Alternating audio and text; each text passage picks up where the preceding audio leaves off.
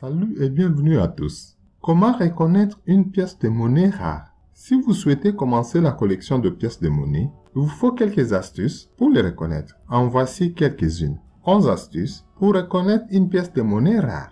1. Les tirages. En termes simples, le tirage d'une pièce est le nombre de pièces qui ont été produites. Plus le tirage est bas, plus la pièce est rare. Les pièces les plus recherchées sont frappées en petite quantité. Les tirages ajoutent de l'exclusivité et, en fin de compte, augmentent la valeur à la pièce. Renseignez-vous sur Internet ou tentez de prendre connaissance des documents officiels, catalogues, Argus et autres, permettant de les reconnaître. Prenons l'exemple de la pièce d'un franc Meuse, nickel. Celle frappée en 1964 l'a été à 77 450 600 exemplaires et l'unité fleur de coin est vendue 40 €, alors que celle frappée 3 ans plus tard, en 1967, à 11 322 305 spécimens, vaut plus cher 120 € l'unité. 2. L'état de conservation. Elles sont généralement peu vues, pas circulées et sont donc en très bon état général. L'état d'une pièce est l'un des facteurs les plus importants qui influent sur la valeur de la pièce. Plus une pièce a été diffusée, plus son design a résisté à l'usure et une usure plus importante équivaut généralement à une valeur inférieure. Les pièces modernes du XXe siècle n'ont, en règle générale, une valeur de collection que lorsqu'elles sont de qualité fleur de coin, non mises en circulation, splendides ou superbes. Exemple de la pièce de 2 centimes Napoléon III, tête nue de 1855 de l'atelier de Paris. Selon les niveaux de qualité de la pièce, nous avons le premier niveau, le niveau beau. La pièce se vend à l'unité pour 2 €. Celle du niveau très beau est vendue individuellement 4 €. La troisième pièce, celle du niveau très beau, elle est vendue pour 10 € l'unité. La pièce du quatrième niveau, donc une pièce superbe, est vendue pour 50 €.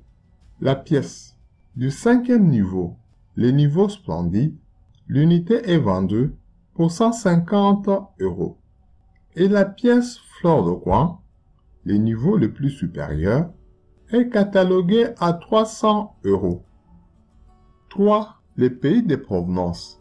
Les pièces en euros qui proviennent des petits pays particuliers comme Monaco, Saint-Marin, Finlande ou encore le Vatican valent en général plus cher parce que le tirage des pièces de monnaie est fonction du nombre d'habitants. Exemple, pour l'année 2010, la pièce de 5 centimes € de France vaut 1,10 €, alors que celle de 5 centimes de Saint-Marin de la même année 2010 vaut environ 7 fois et demi, soit environ 8 €. 4. Les fautes de frappe. Certaines pièces peuvent avoir une particularité de frappe. La moindre différence peut rendre une pièce plus précieuse que sa valeur nominale. Recherchez les fissures des matrices et les éléments manquants en accordant une attention particulière aux mots imprimés sur la pièce et les bords des images. Les erreurs de frappe, telles que le dédoublement, les fissures et les sections manquantes, sont également des erreurs courantes qui peuvent augmenter la valeur d'une pièce.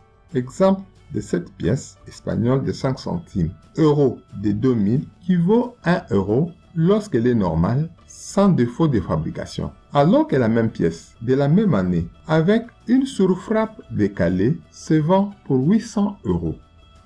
5. Les pièces commémoratives.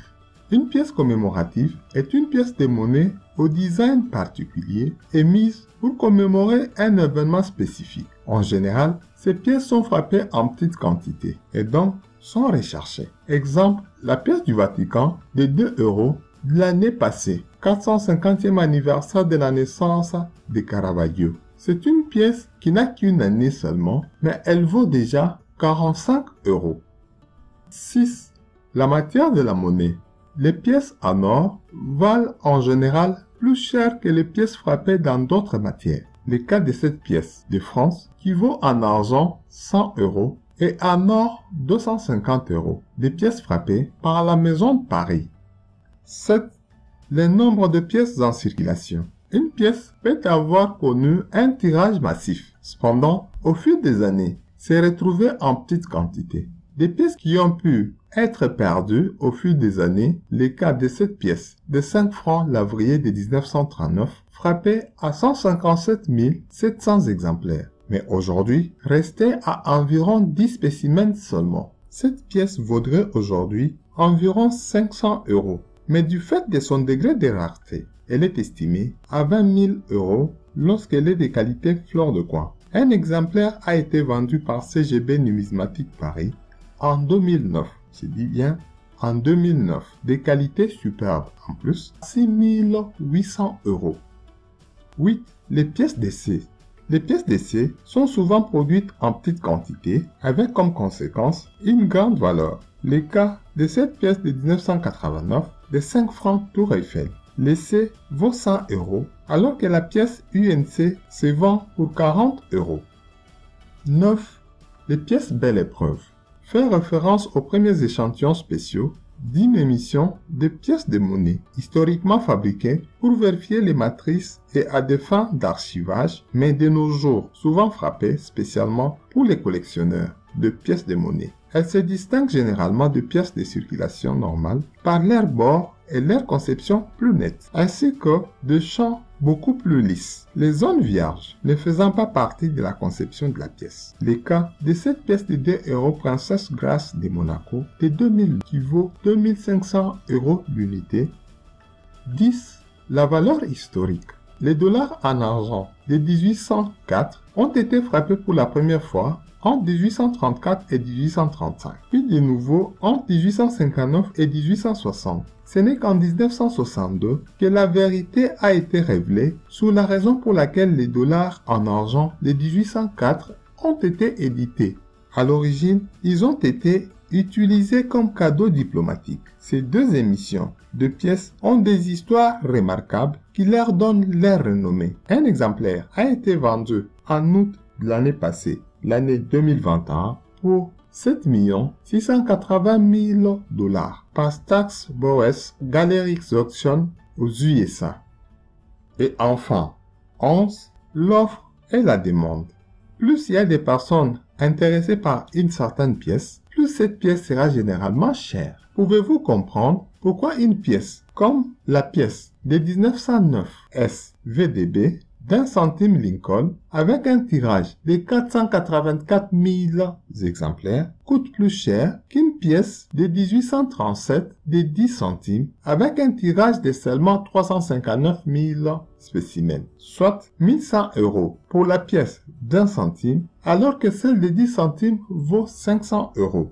Il semble étrange, n'est-ce pas? Une pièce de près d'un siècle plus ancienne, d'une dénomination plus élevée et d'un tirage inférieur coûte en fait beaucoup moins cher que la pièce d'1 centime plus récente et plus courante. Eh bien, si vous comprenez l'idée de l'offre et de la demande, vous verrez rapidement à quel point les scénarios de tarification susmentionnés n'est pas du tout étrange. En fait, c'est parfaitement logique. Après tout, il y a relativement peu de collectionneurs qui prennent le temps d'acquérir des pièces de 10 centimes bus et beaucoup de ceux qui recherchent les 1 centime. Par conséquent, la demande pour la pièce de 1837 de 10 centimes est bien inférieure à celle d'1 centime VDB 1909 S, une pièce souvent surnommée l'une des pièces rares les plus recherchées. Considérez que VDP 1909 S est une pièce qui appartient à une série de pièces très populaires. De plus, les centimes Lincoln sont généralement collectionnés en série, ce qui signifie qu'il faut avoir notamment celle de 1909 pour compléter une collection de la série complète Lincoln.